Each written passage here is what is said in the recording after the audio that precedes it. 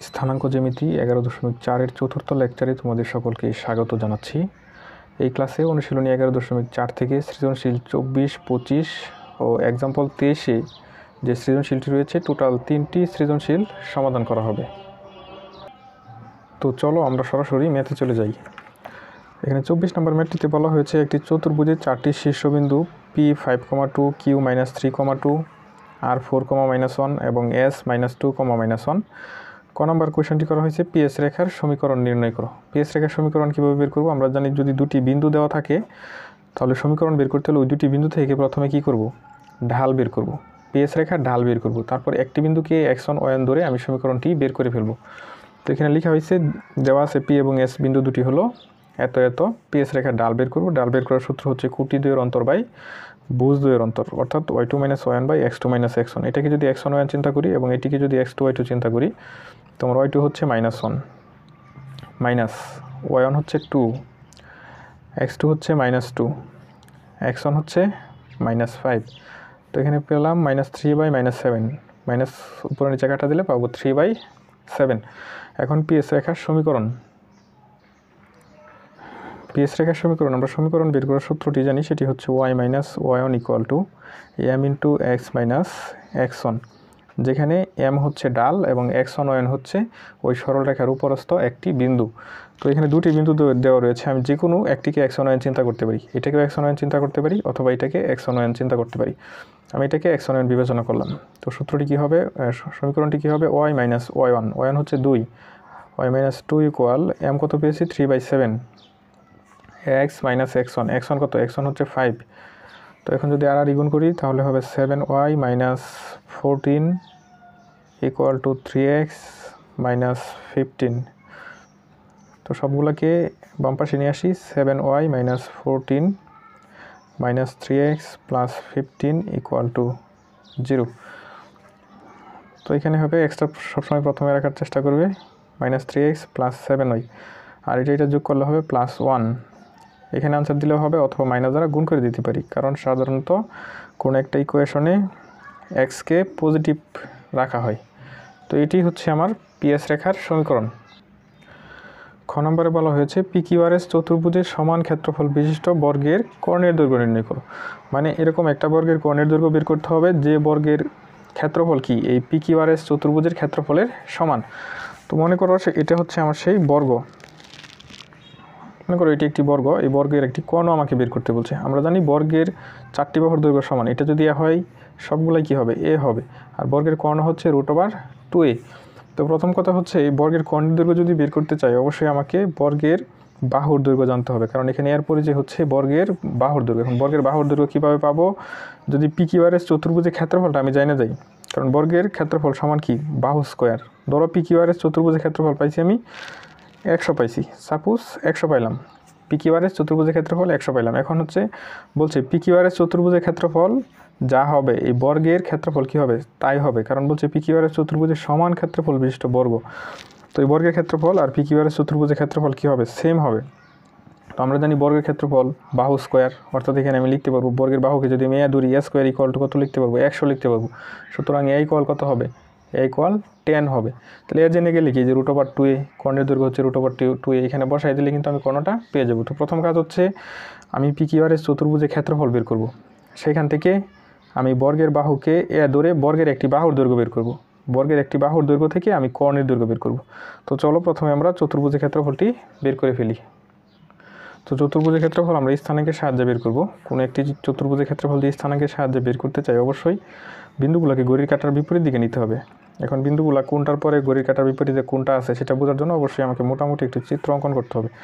প্রথমে 5,2 বিন্দুটা বসাই, 1 2 3 4 5, খুঁটি হচ্ছে 2 বললাম। এখানে হচ্ছে P বিন্দুটা আছে, এখানে P5,2, তারপর Q হচ্ছে -3,2, 1 2 3, -3 1 2, এটা হচ্ছে Q বিন্দু -3,2। তারপর আর বিন্দু 4, -1, 4 এখানে -1 নিচের দিকে, আর 4, -1। তারপর হচ্ছে S বিন্দু -2, -1, -2 -1, এটা হচ্ছে আমার S বিন্দু -2, -1। এটা অঙ্কন করাতে আমি কিন্তু এখন বুঝতে পারতেছি যে ঘড়ির কাঁটা বিপরীত দিকে কোনটার পরে কোনটা আছে। P এর পরে Q আছে, Q এর পরে S আছে, S এর পরে আর আছে। চিত্রটা অঙ্কন করলে কিন্তু এটা বোঝা পসিবল না। তো আমরা এখন স্থানাঙ্কের সাহায্যে চতুর্ভুজটির ক্ষেত্রফল বের করব। চিত্র কিন্তু পরীক্ষায় দেওয়ার প্রয়োজন নেই, চিত্র রাফ করে অঙ্কন করলে হবে। তোমরা যে কোনো জায়গা থেকে শুরু করতে পারি, ঘড়ি কাটার বিপরীত দিকে। আমরা এখান থেকে শুরু করলাম। তো প্রথমে উপরে ভুজগুলো বসাবো। 5, ঘড়ি কাটা ঘুরে কোন দিক? এদিক, কিন্তু বিন্দুগুলো নিতে হবে উল্টা দিক। 5 পরে কত হবে? ভুজ -3, তারপর -2, তারপর 4, যেখানে শুরু হয়েছিল সেখানেই শেষ 5। তারপর খুঁটি বসাবো, এখান থেকে বসানো শুরু করবো। ভুজ এখান থেকে বসানো শুরু করছি, খুঁটিও এখান থেকে বসানো শুরু করতে হবে। 2, তারপর আছে খুঁটি 2, তারপর আছে -1, তারপর আছে আবার -1, তারপর 2তে শুরু হয়েছিল, 2তে গিয়ে শেষ। তো এখন আমাদেরকে ভিতরে ক্যালকুলেশন করতে হবে। আমরা উপর থেকে যখন গুণ করব নিচের গুলাকে আর গুণ করতে হবে। তো এদিক এদিক এদিক গুণ হবে, 5 দুগুণে 10, -3 -1 +3, -2 -1 গুণ করলে হবে +2, 4 আর 2 গুণ করলে হবে 8। এটা দ্বারা তো আর গুণ করা যাবে না, কারণ সামনে কিন্তু কোনো সংখ্যা নাই। তো এখন নিচ থেকে উপর বরাবর আর গুণ করতে হবে। এদিক থেকে এদিক যখন গুণ করবো -6, কিন্তু নিচ থেকে উপর দিকে যখন গুণ করব চিহ্নটা উল্টা লিখবো। যদি নেগেটিভ আসে পজিটিভ লিখবো, পজিটিভ আসলে নেগেটিভ লিখবো। -6 আসছে, আমি লিখছি কি +6। তারপরে এদিক থেকে এদিক গুণ করবো -4, লিখছি +4, -4 গুণ করলে লিখেছি +4, -5 লিখছি +5। এখন ভিতরের সবগুলোকে যদি যোগ করি তাহলে আমি পাবো 1/2 × 42 পাবো। 42কে 2 দ্বারা ভাগ করলে হবে 21 হবে। তো চতুর্ভুজের ক্ষেত্রফল কত পেলাম? চতুর্ভুজের ক্ষেত্রফল হচ্ছে 21 বর্গ একক।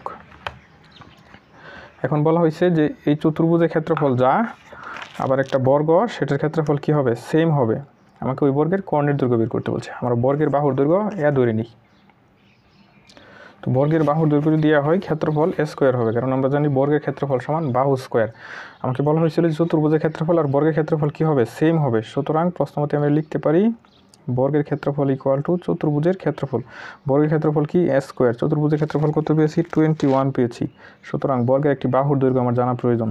বর্গের একটি বাহুর দৈর্ঘ্য হচ্ছে √21।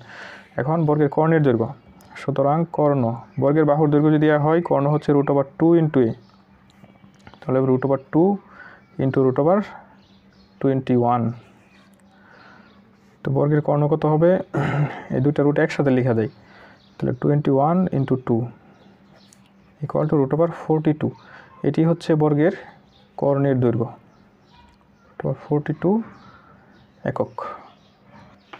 পরবর্তীতে গ নাম্বার কোয়েশ্চনে বলা হয়েছে PQRS চতুর্ভুজের যে অংশ দ্বিতীয় চতুর্ভাগে অবস্থান করে তার ক্ষেত্রফল নির্ণয় করো। অর্থাৎ এই চতুর্ভুজের যে অংশটা দ্বিতীয় চতুর্ভাগে আছে সেটার ক্ষেত্রফল আমাকে বের করতে হবে। আমি কিন্তু খতে মোটামুটি একটি চিত্র অঙ্কন করেছি। এটি হচ্ছে আমার সেই চিত্র। তো এটাকে বলা হয় ফার্স্ট কোঅর্ডিনেট। তোমরা জানো এটা হচ্ছে সেকেন্ড কোঅর্ডিনেট, এটা হচ্ছে থার্ড কোঅর্ডিনেট এবং এটা হচ্ছে ফোর্থ কোঅর্ডিনেট। তো সেকেন্ড কোঅর্ডিনেটে কি আছে? মানে দ্বিতীয় চতুর্ভাগে এই চতুর্ভুজের এই অংশটা আছে। তো আমাকে এই অংশটার ক্ষেত্রফল বের করতে বলছে।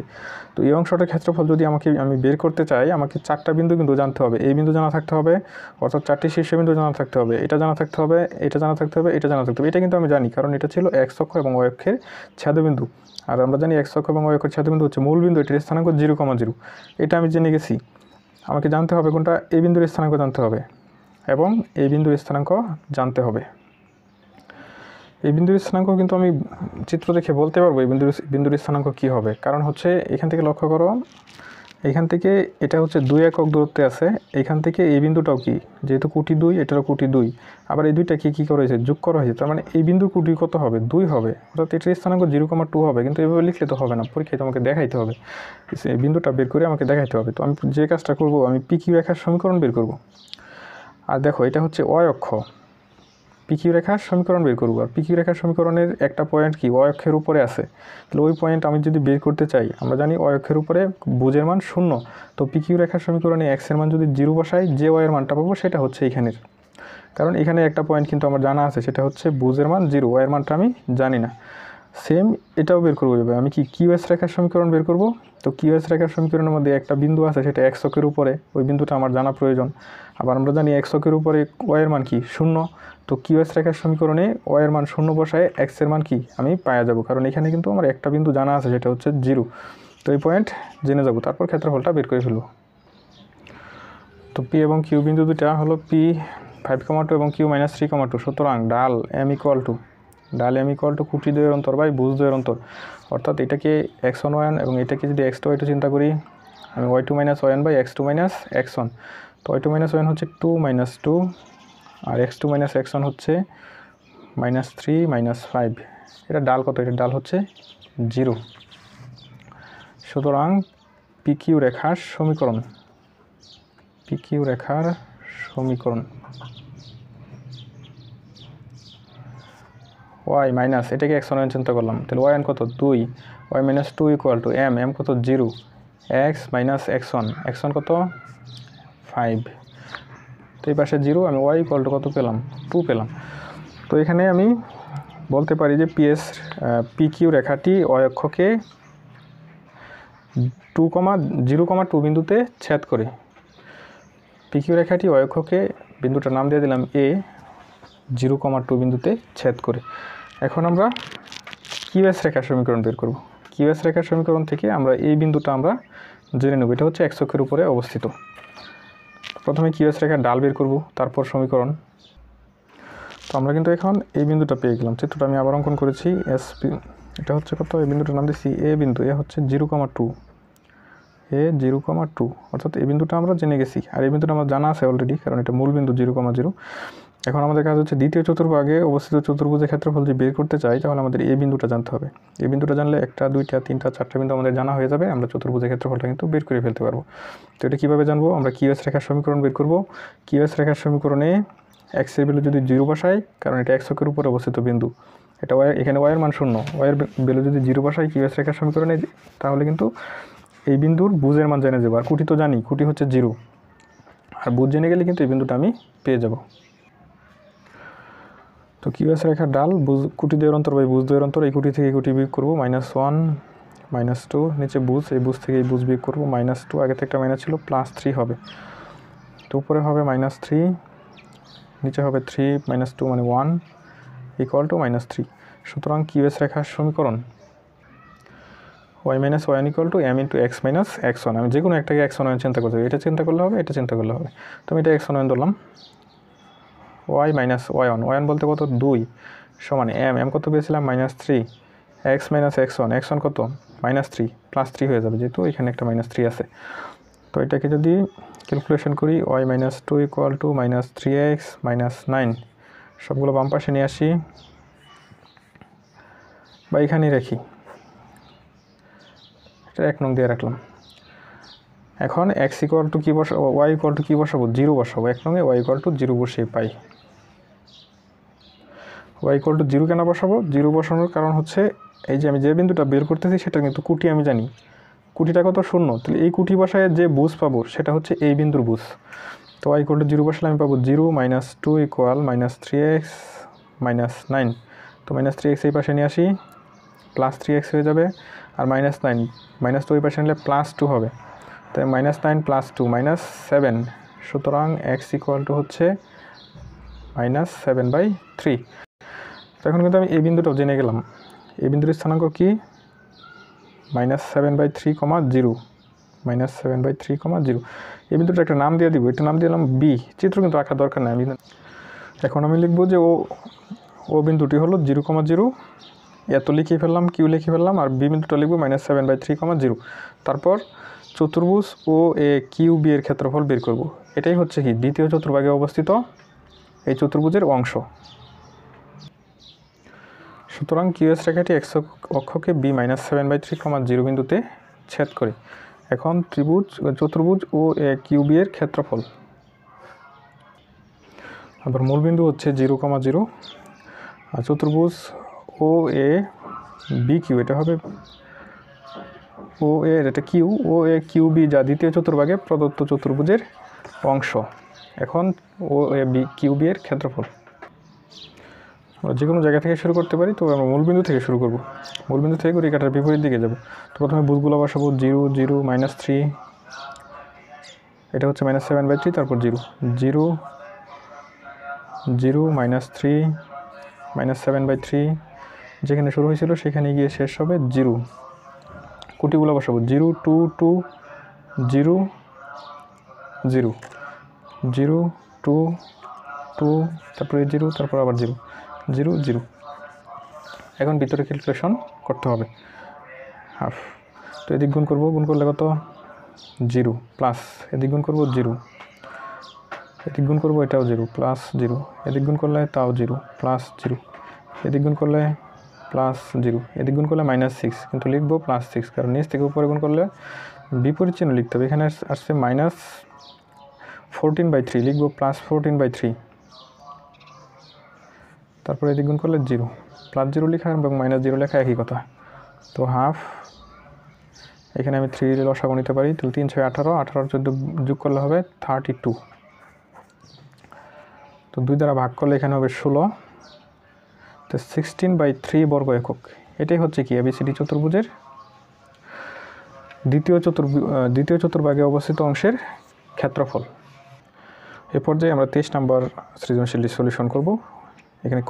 এখানেও একটি চতুর্ভুজ দেওয়া আছে, চতুর্ভুজের 4টি শীর্ষবিন্দু দেওয়া রয়েছে। ক নম্বরে বলা হয়েছে বিডি রেখা এক্স অক্ষের সাথে কত ডিগ্রি কোণ উৎপন্ন করে তা নির্ণয় করো। আমি ডাল অধ্যায়ে কিন্তু তোমাদেরকে 2টি সূত্র লিখে দিয়েছিলাম, 2 নম্বর সূত্রটি কিন্তু তোমাদের বইয়ে লেখা নাই।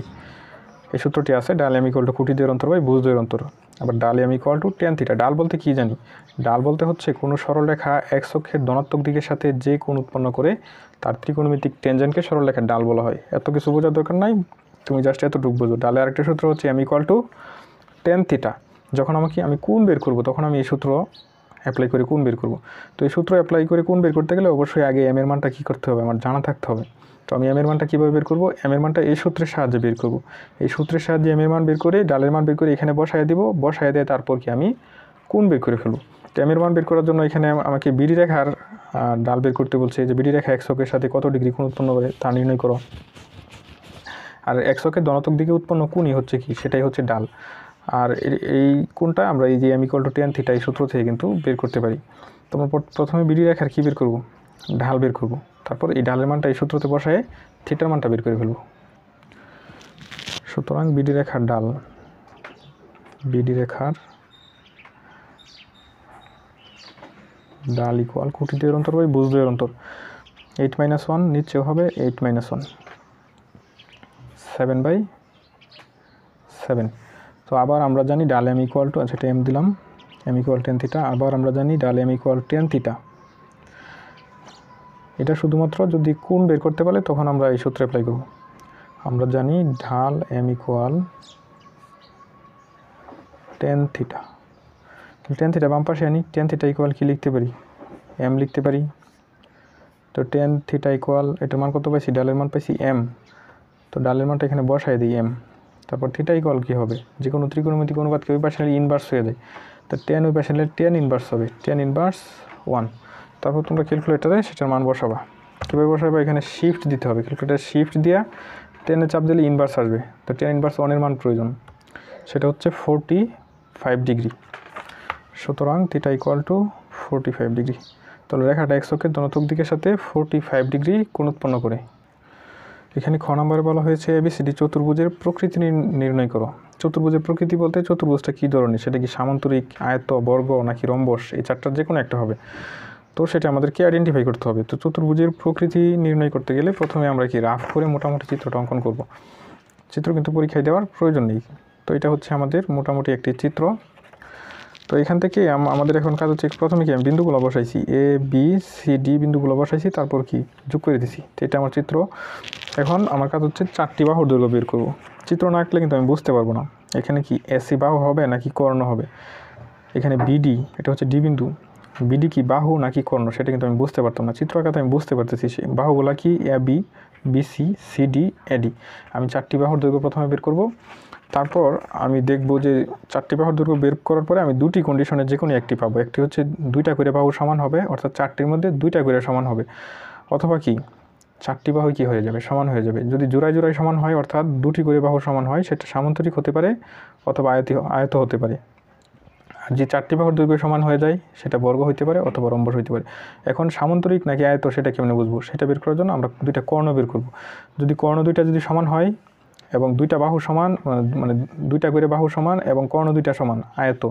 2টা করে বাহু সমান এবং কি কর্ণ অসমান, সামান্তরিক। আবার 4টি বাহু সমান এবং কর্ণ সমান, সেটা বর্গ হবে।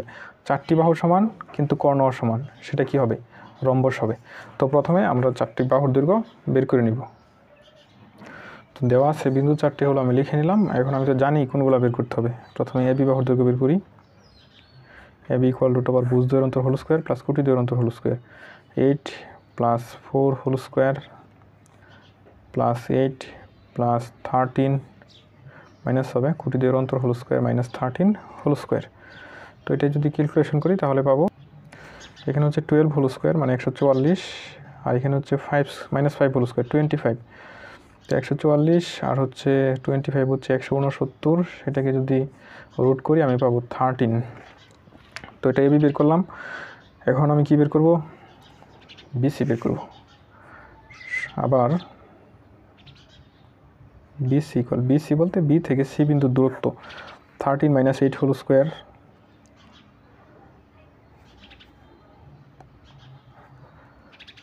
আচ্ছা প্রথমে বুঝ দ্বয়ের অন্তর হোল স্কোয়ার তারপর কোটি দ্বয়ের অন্তর হোল স্কোয়ার বের করতেছি।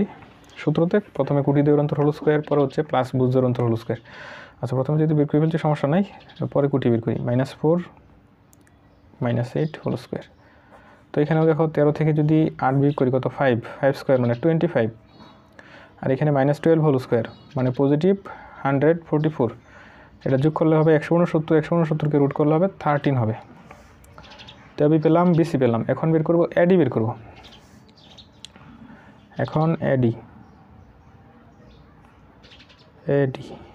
তো এ বিন্দু ছিল -4,13 আর হচ্ছে আমার ডি বিন্দু ছিল 1,1।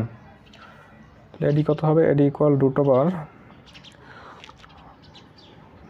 বুঝ দ্বয়ের অন্তর whole square -4 -1 whole square plus কোটি দ্বয়ের অন্তর হোল স্কোয়ার -4 -1 হোল স্কোয়ার কোটি দ্বয়ের অন্তর 13 - 1 whole square plus 13 - 1 whole square.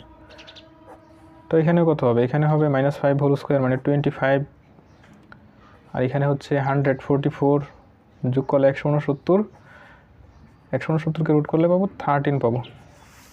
তো এডি বের করলাম। এখন সিডি বের করব। চিত্র কিন্তু না দিলেও কোনো সমস্যা নাই, তুমি জাস্ট রাফ করে চিত্র অনুযায়ী বের করবা। সিডি ইকুয়াল রুট ওভার বুঝ দ্বয়ের অন্তর হোল স্কোয়ার। সি হচ্ছে 13, -4 আর ডি হচ্ছে 1,1, 13 - 1 হোল স্কোয়ার প্লাস কোটি দ্বয়ের অন্তর হোল স্কোয়ার -4 - 1 হোল স্কোয়ার।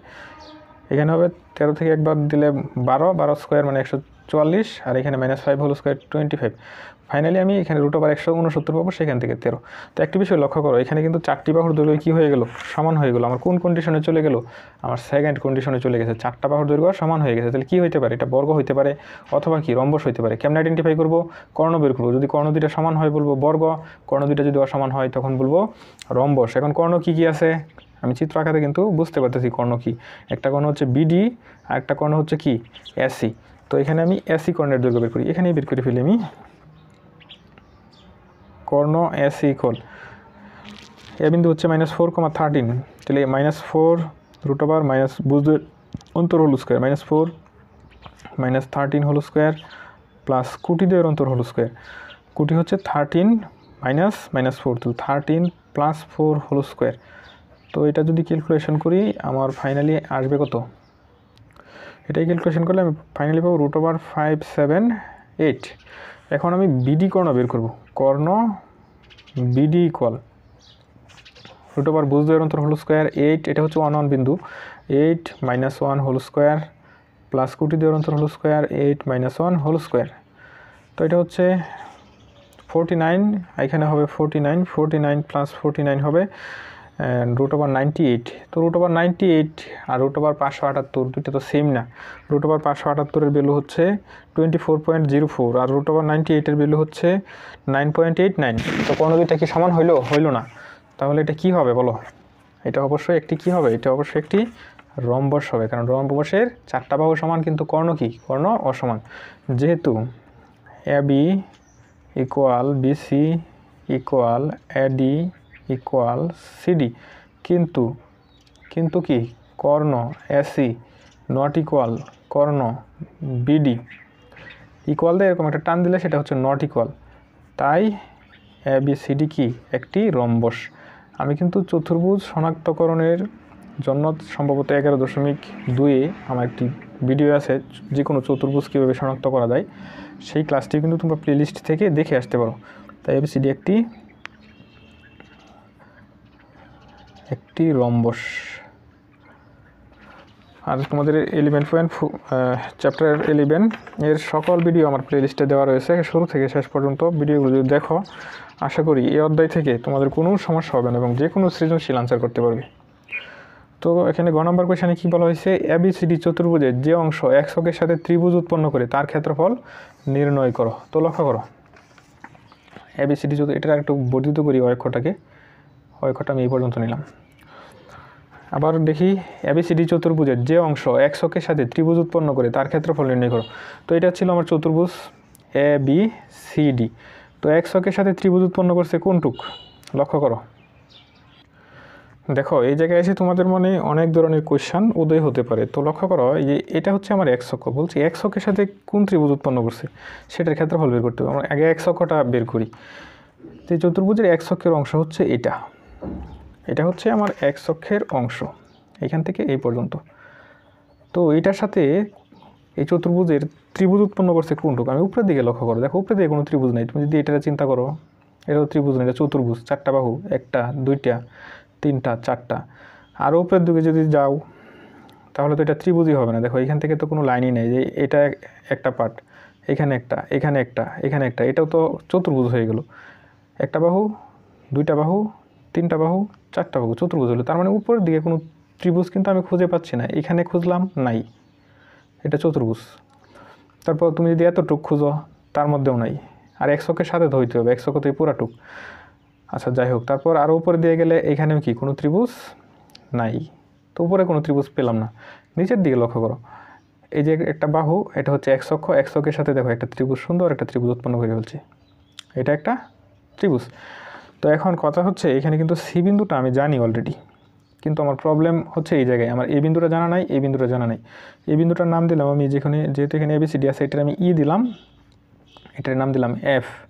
এখন ই এবং এফ আমাকে আগে বের করতে হবে। ই এবং এফ কীভাবে পাবো, আমি 24 নাম্বার ম্যাটটি করিয়েছি, ওইটার মধ্যেও কিন্তু সেম টাইপের কোয়েশন ছিল। আমি আগে কী করব, সিডি রেখার সমীকরণ বের করবো। আমরা সিডি রেখার সমীকরণের মধ্যে ই বিন্দুটা কি, ই বিন্দুটা এককের উপরে আছে, এককের উপরে বিন্দুর ক্ষেত্রে আমরা একটা জানি, সেটা হচ্ছে ওয়ের মানটা কি আমাদের অলরেডি জানা আছে, মুখস্থ, সেটা হচ্ছে 0। তো এই সিডি রেখার সমীকরণে ওয়ের জায়গায় 0 বসায় আমরা যে এক্সের মানটা পাবো সেটাই হচ্ছে এখানের এক্সের মান, তো বিন্দুটা পেয়ে গেলাম। অনুরূপভাবে আমরা বিসি রেখার সমীকরণ বের করব। বিসি রেখার সমীকরণ থেকে আমরা এফ বিন্দুটা জানবো। আবার বিসি রেখার সমীকরণে কিন্তু আমাদের একটা মান জানা আছে, সেটা হচ্ছে ওয়ের মান 0। তো বিসি রেখার সমীকরণে ওয়ের মান 0 বসায় যে এক্সটা পাবো সেটা হচ্ছে এই বিন্দুর এক্স। এই বিন্দুর এক্স মানে কি, এই বিন্দুটা জেনে গেলাম। তো ইএফ যখন জেনে যাব তখন ত্রিভুজ সিইএফ এর ক্ষেত্রফলটা কিন্তু আমি বের করে ফেলবো। যেহেতু সিডি রেখার সমীকরণ বের করবো, প্রথমে কি আমরা সিডি রেখার ঢালটা বের করে নেব। তো সিডি রেখার ঢাল কী হবে, কুটি দুই অন্তর বাই ভুজ দুই অন্তর, 1 + 4, নিচে হবে 1 - 13, তো 5 / -12। এখন সুতরাং সিডি রেখার সমীকরণ, সিডি রেখার সমীকরণ কি হবে, y - y1, y মাইনাস যে কোনো একটা বিন্দুকে আমি x1 y1 চিন্তা করে নেব, হয় এটারে অথবা এটাকে, এটাকে চিন্তা করি। তো y1 কত, 1 = m কত, -5/12, x - x1, x - x1 1। এখানে অনেকে বলে যে এই মাইনাসটাকে এটার সাথে নিব না, এটার সাথে নিব, যে কোনোটার সাথে নিলেই হবে। 5-এর সাথে মাইনাস রাখলে হবে, 12-এর সাথে রাখলেও হবে।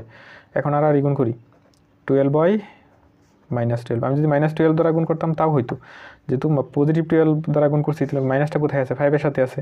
তো -5x + 5, সবগুলো বাম পাশে নিয়ে আসি। 5x + 12y -12 - 5 -17 = 0। এটা 1 নং দিয়ে রাখলাম। তো আমরা এখান থেকে কোন বিন্দুটা বের করব, এখান থেকে আমরা এই বিন্দুটা কিন্তু বের করব, এই বিন্দুটা বের করব। এই বিন্দুর কুটির মান 0।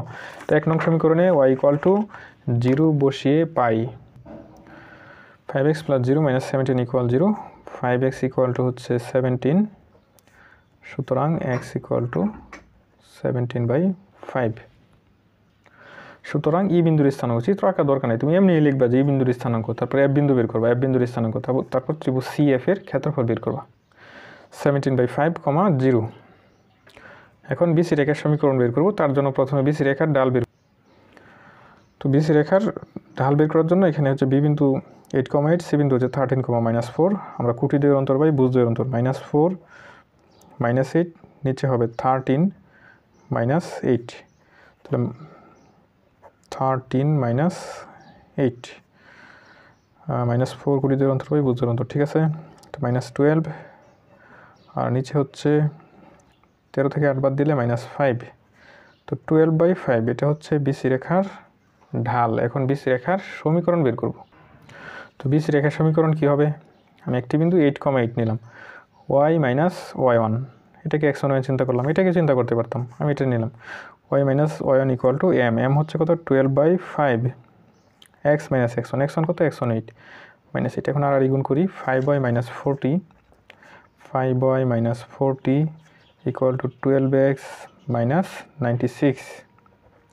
তো সবগুলো বাম পাশে নিয়ে আসি, 12x - 5y এগুলো মনে করো ওই পাশে নিয়ে যেতেছি, -96 + 40 হবে -56 = 0। এখন এই সমীকরণে কি করব? এই সমীকরণে আমি x এর ভ্যালু 0 বসাবো। এখন 2 নং সমীকরণে y = 0 বসিয়ে পাই। 2 নং সমীকরণটি ছিল 12x - 5y, 5 × 0 হবে -56 = 0। তো x = কত হবে? x = হবে 56/12 হবে। তো এটাকে যদি কাটাকাটি করি, 2 দিয়ে কাটলে 6, 2 দিয়ে কাটলে 2 দুগুণে 4, 16, 8 দুগুণে 16, আবার কাটাকাটি করলে 14, নিচে হবে 3। তো x এর মান পেলাম 14/3। এখন আমরা f বিন্দুটাও পেয়ে গেলাম, সেটা হচ্ছে কত? 14/3, 0। সুতরাং f বিন্দুটি হলো 14/3, 0।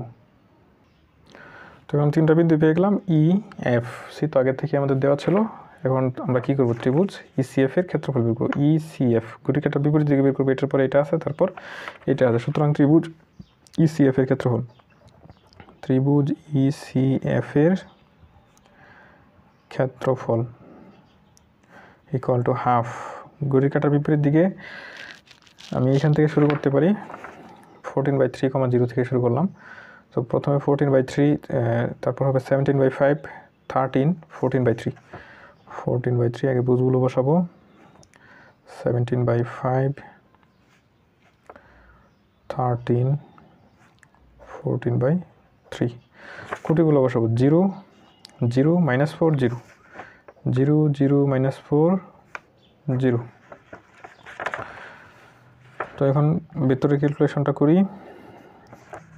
এদিক যখন গুণ করব 0 হবে, তারপর -4 × 17/5, 4 × 17/5, এটা গুণ করলে +0, এদিক গুণ করলে 0, এদিক গুণ করলে তাও 0, এদিক গুণ করলে -4 × 14/3, কিন্তু হবে কি? প্লাস হবে, কারণ যা হিসাবে আসবে নিচ থেকে যখন উপর বরাবর গুণ করবো তার উল্টাটা লিখবো, 4 × 14/3। এখন এখান থেকে 15 লসাগু নিতে পারি। 15 যদি লসাগু নিই তাহলে কত হবে? 15কে 5 দ্বারা ভাগ করলে 3, তাহলে 3 × 4 × 17 -204। তারপর এখানে প্লাস 3 × 5 = 15, তাহলে 5 × 4 × 14, 5 × 4 × 14, 280 পজিটিভ, 280 থেকে -204 যদি বিয়োগ করি, -204 সেটা হবে 76, হাফ × 76/15। এটাকে যদি করি 2 দ্বারা ভাগ করি তাহলে হবে 38, 38/15 বর্গ একক। এটি হচ্ছে আমাদের ত্রিভুজের ক্ষেত্রফল। এখন আমরা উদাহরণের ম্যাটটিতে চলে যাব। এই ম্যাটটি তোমাদেরকে আমি বই থেকে বুঝিয়ে দেবো, এখান থেকে বুঝালেই তোমরা বুঝতে পারবে, এটা করার কোনো প্রয়োজন নেই। তো দেখো এখানে বলছে ABCD বিন্দু 4টি ঘড়ির কাঁটার বিপরীত দিকে আবর্তিত। দেখাও যে A ও B বিন্দুর সংযোগ সরল রেখা এক ছকের সাথে সূক্ষ্মকোণ উৎপন্ন করছে। এক ছকের সাথে কোণ মানে সেটা কি? ডালের সূত্র দিয়ে বের করা যাবে। তো এখানে m বের করছে, কোটি দ্বয়ের অন্তর বাই ভুজ দ্বয়ের অন্তর। এখানে বলছে যদি m পজিটিভ হয় তাহলে সেটা সূক্ষ্মকোণ। আচ্ছা, আমরা অন্যভাবে বের করতে পারি। আবার আমরা ডালের একটা সূত্র কি জানি? m = tan θ। আমরা এই অঙ্ক করেছি, আজকেও করেছি। tan θ = কি লিখতে পারি? m লিখতে পারি। θ = কি হবে? tan inverse m, tan inverse m। এখানে m এর মান কত পাইছে? m এর মান পাইছে 2/7। তো তুমি এটা ক্যালকুলেটরে যদি চাপ দিই কত আসে? tan ইনভার্স 2 ভাগ ব্র্যাকেট দিয়ে 2/7 দিতে হবে, আসছে 15.94 ডিগ্রি, 15.94 ডিগ্রি। তো বলো এই কোণটা কি সূক্ষ্মকোণ কিনা? আমরা জানি 90 হচ্ছে ছোট কোণই কি? সূক্ষ্মকোণ। তার মানে এক্স অক্ষের সাথে সূক্ষ্মকোণ উৎপন্ন করছে। ওকে, খ নাম্বার বলছে পি এক্স কমা ওয়াই বিন্দুটি এ ও বি থেকে সমদূরবর্তী হলে দেখাও যে এতই করলে। তো পি বিন্দু কোনটা? আচ্ছা পি এটা এক্স কমা ওয়াই, পি থেকে এ এবং বি বিন্দুর দূরত্ব সমান, তাহলে পি থেকে এর দূরত্ব বের করবো পি এ, পি থেকে বির দূরত্ব বের করবো পিবি, তারপর পি এ আর পিবি কী হবে? সমান হবে। তারপর ওইটা ক্যালকুলেশন করলেই কি, ভিতরে ক্যালকুলেশন তোমরা পারবা, ক্যালকুলেশন করলেই আমার ফাইনালি কি আনসারটা চলে আসবে। পরবর্তীতে গ নাম্বার এবিসিডি চতুর্ভুজ ক্ষেত্রের ক্ষেত্রফল ত্রিভুজ এবিসি এর ক্ষেত্রফলের 3 গুণ হলে কে এর মান নির্ণয় করো। তোমরা সবসময় মনে রাখবা যদি কোনো কিছুর মান বের করতে হয় তোমাদেরকে অবশ্যই একটা ইকুয়েশন নিয়ে আসতে হবে, সমীকরণ নিয়ে আসতে হবে। এখানে আমরা সমীকরণ কীভাবে নিয়ে আসবো? দেখো এবিসিডি চতুর্ভুজের ক্ষেত্রফল ত্রিভুজ এবিসির ক্ষেত্রফলের 3 গুণ, বড় কি? অবশ্যই এবিসিডি চতুর্ভুজের ক্ষেত্রফল বড়। এখন যদি সমীকরণ নিয়ে আসতে চাই আমরা কি এবিসিডি চতুর্ভুজের ক্ষেত্রফল ইকুয়াল টু কী লিখবো? 3 ইন্টু ত্রিভুজ এবিসির ক্ষেত্রফল, কারণ ত্রিভুজ এবিসি তো এমনিতেই ছোটো, তাকে যদি ওইটা সমান করতে চাই, মানে সমান বলতে একটা ইকুয়েশন নিয়ে আসতে চাই, তো এটাকে কী করতে হবে? 3 দ্বারা গুণ করতে হবে, কারণ সে আগের থেকে 3 গুণ হয়ে রয়েছে। সমান করতে গেলে ত্রিভুজ এবিসিকে 3 দ্বারা গুণ করতে হবে। আমরা এখানে কী করবো? এবিসিডি চতুর্ভুজের ক্ষেত্রফল বের করি। এখানে কিন্তু ঘড়ির কাঁটার বিপরীত দিকে বলা আছে, তার মানে চিত্র আঁকার দরকার নাই। ঘড়ির কাঁটার বিপরীত দিকে এরপরে বি আছে, বির পরে সি আছে, তারপরে ডি আছে। এবিসিডি চতুর্ভুজের ক্ষেত্রফল বের করবো, ত্রিভুজ এবিসি এর ক্ষেত্রফল বের করবো, তারপর এই ইকুয়েশন থেকে কি কে এর মানটা সুন্দর করে বের করে ফেলবো। তো আশা করি তোমরা এই তিনটি সৃজনশীল বুঝতে পেরেছ। তো চ্যানেলটি যদি সাবস্ক্রাইব করা না থাকে অবশ্যই সাবস্ক্রাইব করে রাখবে। ভিডিওটি কেমন লাগলো কমেন্ট করে অবশ্যই জানিয়ে দেবে। ভালো লাগলে অবশ্যই একটি লাইক করবে। তো সবাই ভালো থাকবে, সুস্থ থাকবে সেই কামনা রেখে এখানেই বিদায় নিচ্ছি। আল্লাহ হাফেজ।